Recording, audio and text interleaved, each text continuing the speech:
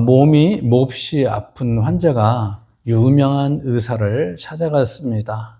그 의사는 이 환자를 잘 진찰하고 정확한 진단을 내리고 정확한 처방전을 써주었습니다. 그래서 그 환자가 약국에 가서 약을 찾았습니다. 그런데 그 약을 먹지는 않았습니다. 여러분, 그렇다면 이 환자가 이 의사는 정말 훌륭한 의사야 라고 의사를 신뢰했던 것, 무슨 의미가 있을까요? 이 약을 먹으면 나을 거야 라고 알고 있는 것이 그 사람 몸에, 삶에 무슨 유익이 있을까요?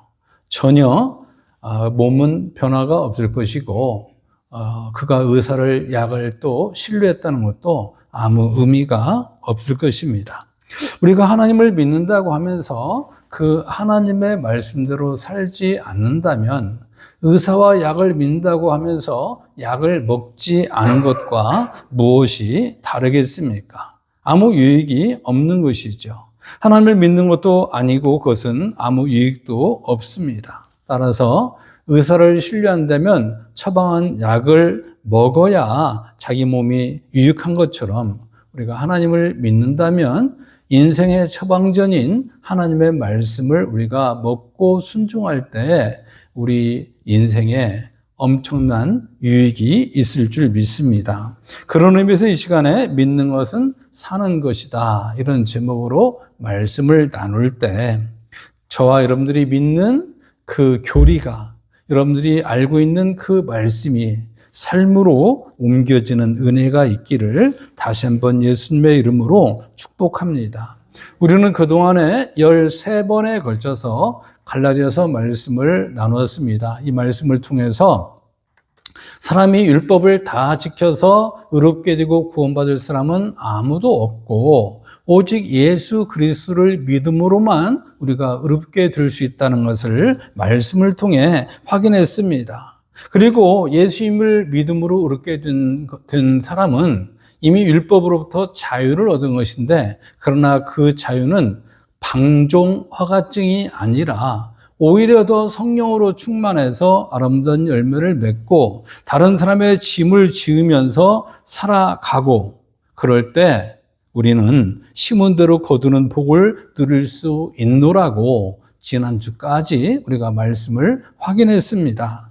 이제 갈라디아서 연속 강해 설교 14번째로 마지막 시간입니다. 많은 학자는 오늘 본문이 갈라디아서 전체 요약이라고 의견을 모으고 있고, 따라서 오늘 본문을 이해하지 못한다면 갈라디아서 전체를 이해하지 못한 것이다, 이렇게들 표현을 합니다. 그만큼 맨 끝부분인데도 불구하고 갈라디아서 전체에 대해서 굉장히 중요하다는 말씀이죠. 마치 그것을 증명이라도 하듯이 오늘 읽었던 11절을 보면 내 손으로 너희에게 이렇게 큰 글자로 쓴 것을 보라, 이렇게 말하고 있습니다.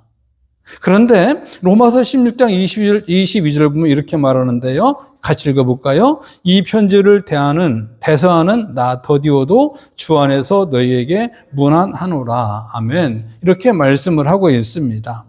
이 말은 바울 곁에는 더디오라는 대필자가 있었다는 말입니다. 그 당시에 문화이기도 했고, 그런데 이제 그 이유에 대해서 학자들은 바울 사도가 눈이 나빠서 더디오라는 이름이 좀 그렇죠. 글씨를 쓸 때 좀 더디게 썼나 봅니다. 그래서 더디온지, 이 더디오라는 사람을 곁에 두고 다니면서 뭔가를 자기가 지금 쓰려고 하는 것을 대신 쓰게 했다는 거예요. 근데 학자들은 생각할 때 바울이 특별히 눈이 나쁘기 때문이다, 이렇게 이야기들을 합니다. 왜 그러냐면 사도행전 9장을 보면 바울이 다메섹 도상에서 예수님을 만날 때 잠시 동안 눈이 멀어서 땅에 엎드린 적이 있잖아요. 그리고 이제 하나님의 음성이 들려서 이제 아나니아라는 사람을 만나서 안수기도를 받고 그 눈이 밝아진 적이 있는데, 이때 그의 시력이 약화되었을 것으로 추측을 하기도 합니다. 그래서 그런지 우리가 지난번에 봤던 갈라디아서 4장에 보니까 이런 말씀이 있습니다. 같이 읽어볼까요? 시작. 내가 처음에 육체의 약함으로 말미암아 너희에게 복음을 전한 것을 너희가 아는 바라. 너희가 할 수만 있었더라면 너희의 눈이라도 빼어 나에게 주었으리라. 이렇게 고백을 한 바 있습니다. 그러니까 어쩌면 바울이 평소에 눈이 나쁘기 때문에 실눈을 뜨고 다녔던지 뭔가 좀 시력에 약점이 있는 것을 갈라디아 교인들이 보고 너희들이 나를 얼마나 사랑하는지 나에게 눈이라도 빼주려고 했던 그런 마음이 있지 않았었느냐, 이 얘기를 하고 있는 거죠. 따라서 이 말씀도 이 바울이 시력이 약하기 때문에 이런 말을 하고 있는 것은 아닌가, 이렇게 이제 보는 것입니다. 어떻든 바울은 대필자를 통해서 성경 말씀을 기록을 했습니다.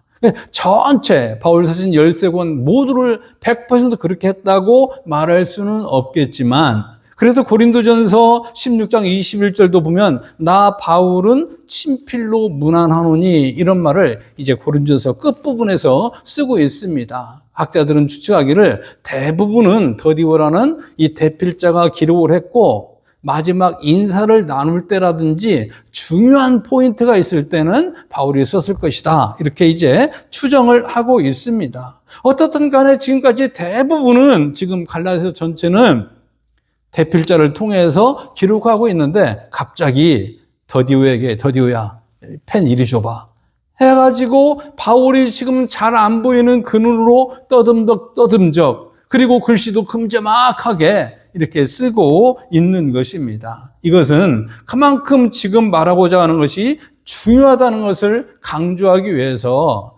내가 지금 이렇게 크게 쓰는 이 부분을 너희들이 지금 잘 읽어보고 기억하기 바란다, 이런 의미라는 것이죠. 우리가 어떤 글을 쓰고 나서 중요하다고 생각할 때 밑줄을 치거나 아니면 생인표를 치거나 아니면 볼드체로 쓰거나 이럴 수 있는 것처럼 바울은 좀 큰 글자로 그 중요성을 강조하고 있는 것입니다.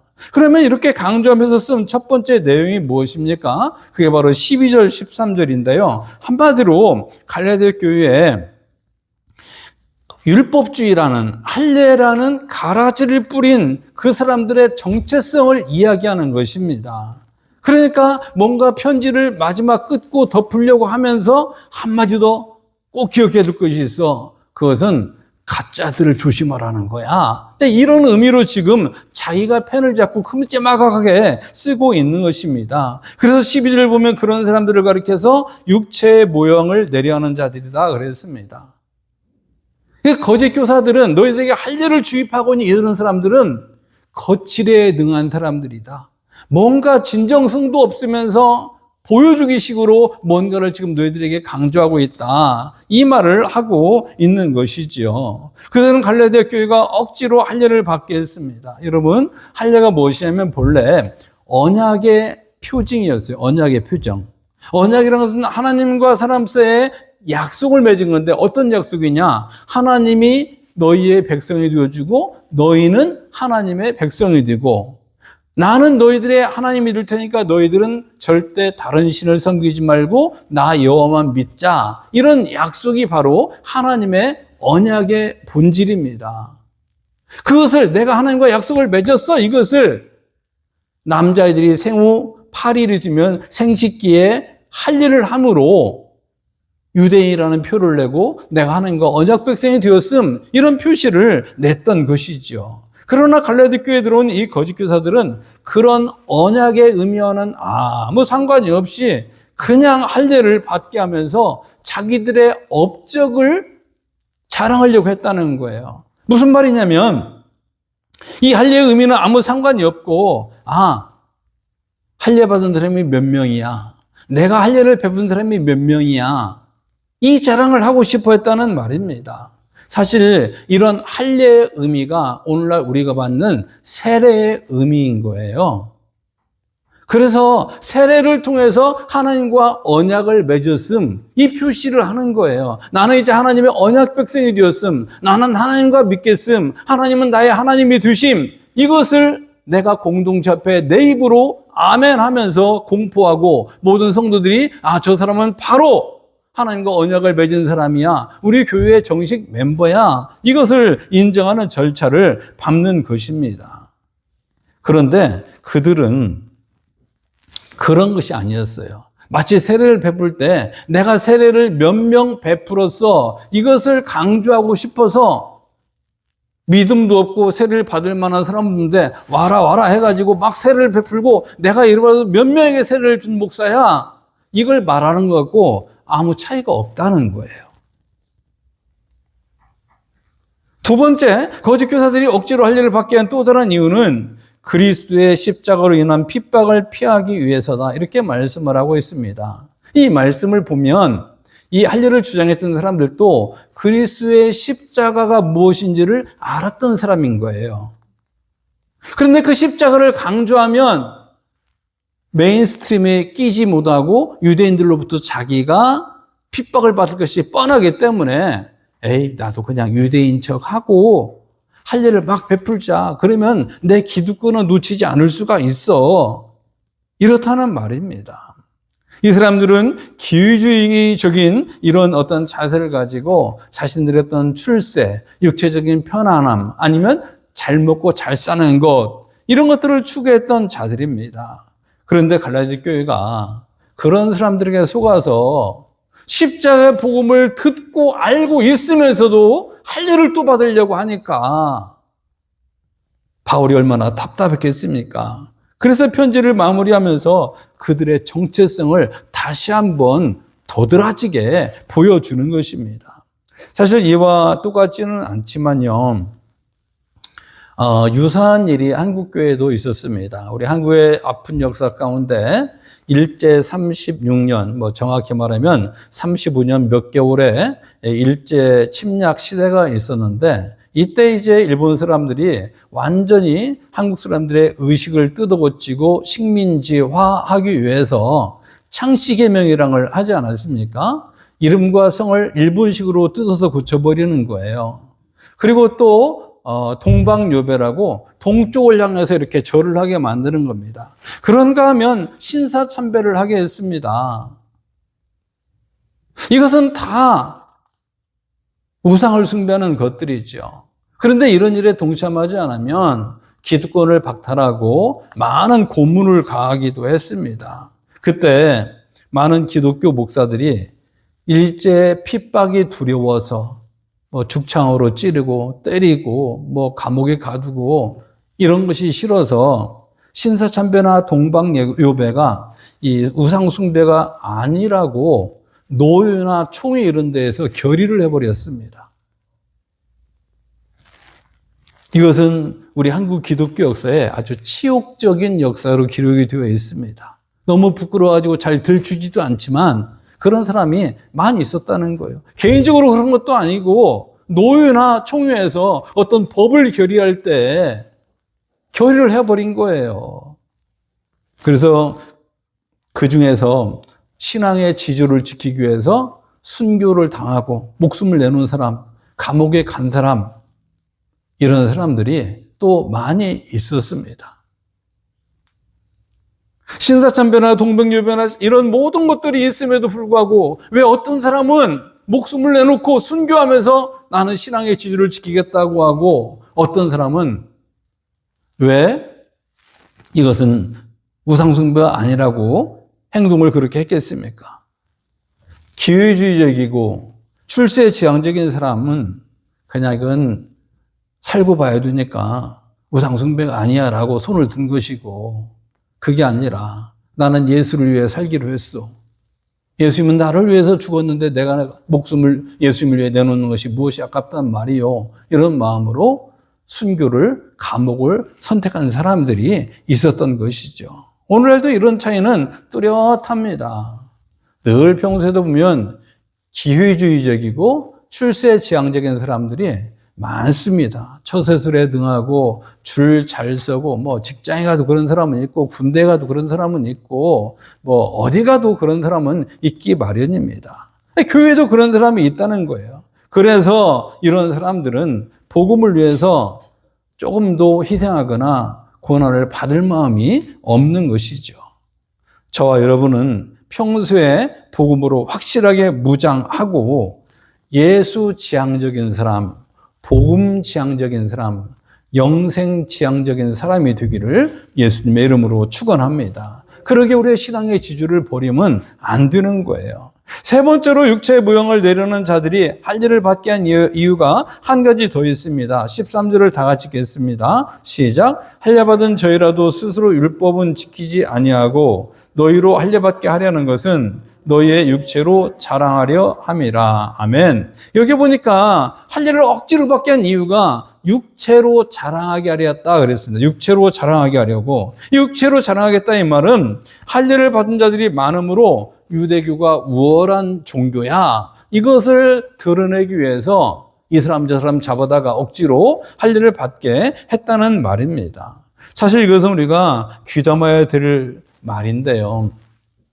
우리 모든 사람들의 의식 속에는 규모의 논리라는 이 의식이 강하게 작동을 하고 있습니다. 무슨 말이냐면 큰 것이 무조건 좋은 거다, 나은 거다, 이런 의식이 있습니다. 많은 것이 좋은 거다, 큰 것이 좋은 거다, 이런 의식이 다 있죠. 그래서 큰 의사가 좋은 의사고 큰 교회가 좋은 교회고 많이 벌어야 좋은 것이고 큰 집이 좋은 것이고 항상 어떤 큰 것에 대한, 규모가 큰 것에 대한 어떤 그 신뢰감, 이런 말이 있다는 말입니다.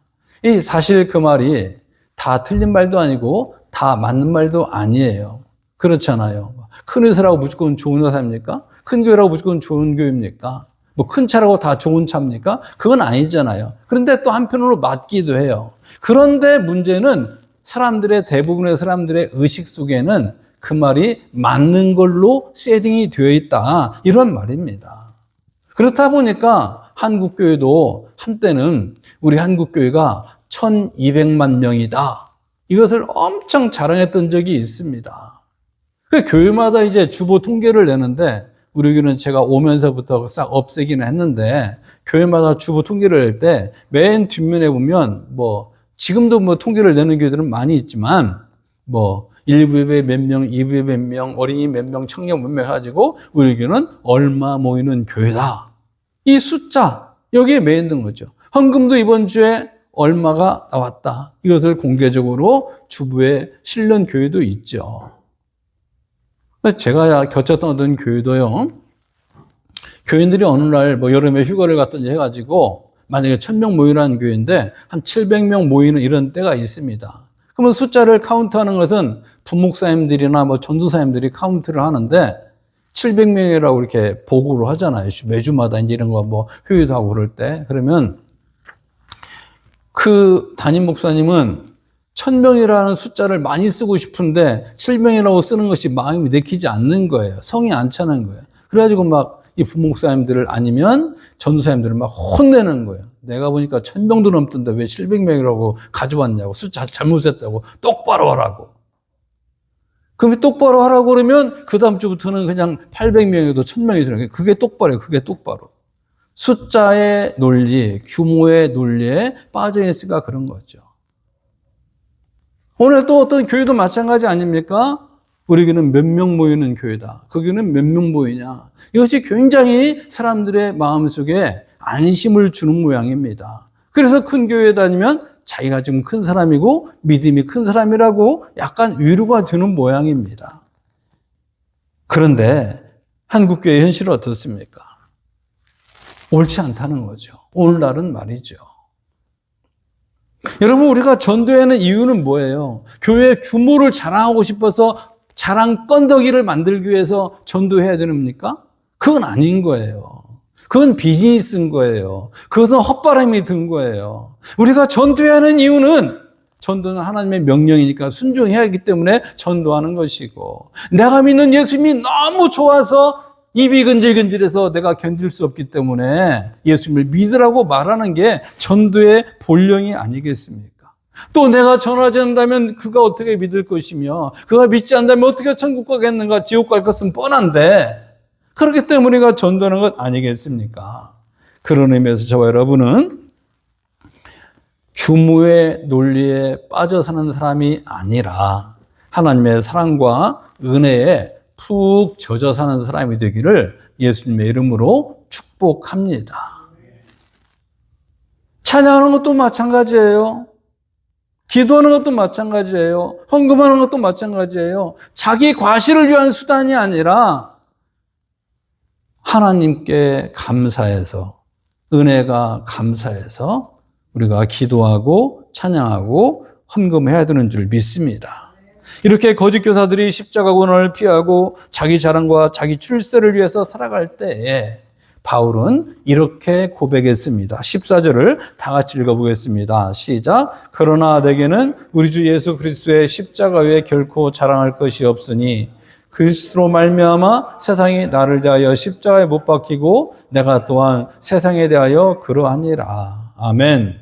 그 당시에 십자가는 고난과 저주와 치욕의 상징이었습니다. 십자가에 못 박힌다는 것은 가문의 수치인 거예요. 불명예인 거예요. 저주의 상징인 거예요. 그래서 유대인들은 십자가를 바라볼 때 아주 꺼리는 것으로 여겼다. 성경이 그렇게 말하고, 이방인들은 십자가를 바라볼 때 미련한 것이라고 평했다고 성경이 말하고 있지 않습니까? 그러나 바울은 오직 예수님의 십자가 외에는 나는 자랑할 것이 없다고 말하고 있습니다. 여러분, 바울이 정말 자랑할 것이 없는 사람입니까? 인간적으로는 여기 있는 저와 여러분 모두보다도 훨씬 더 자랑거리가 많은 사람이에요. 가문이 뛰어난 사람입니다. 학벌이 좋은 사람이에요.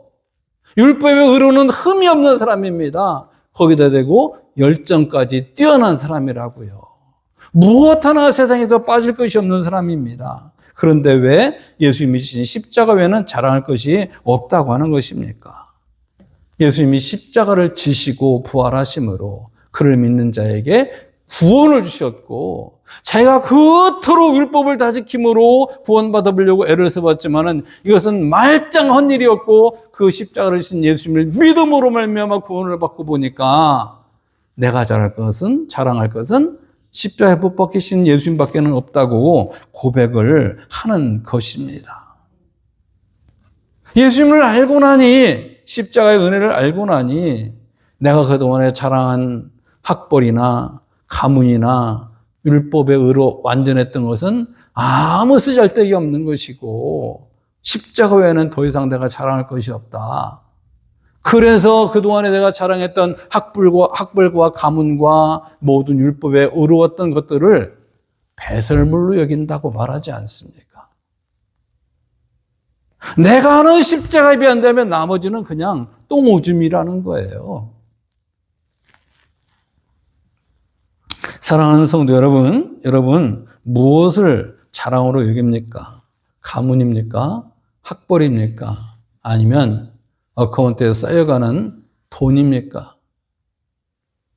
아니면 지위입니까? 외모입니까? 이런 것들이 나쁜 것은 아니에요. 다 좋은 거예요. 필요한 거예요.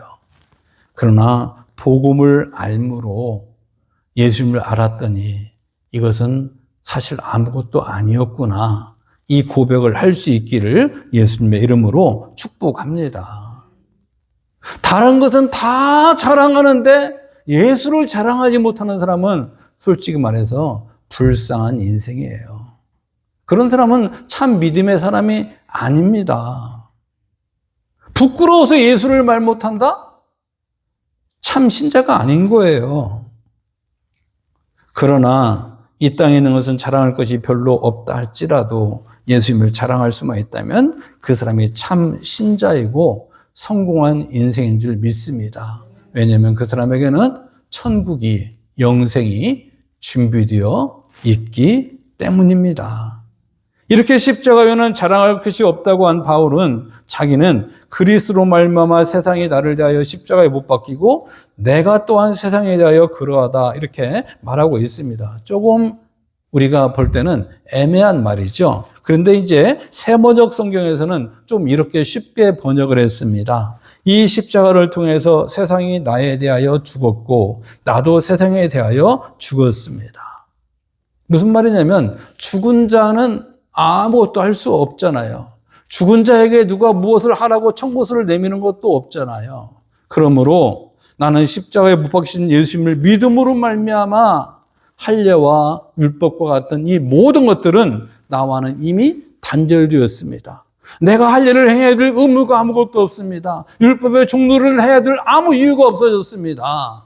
이 고백을 하고 있는 것입니다.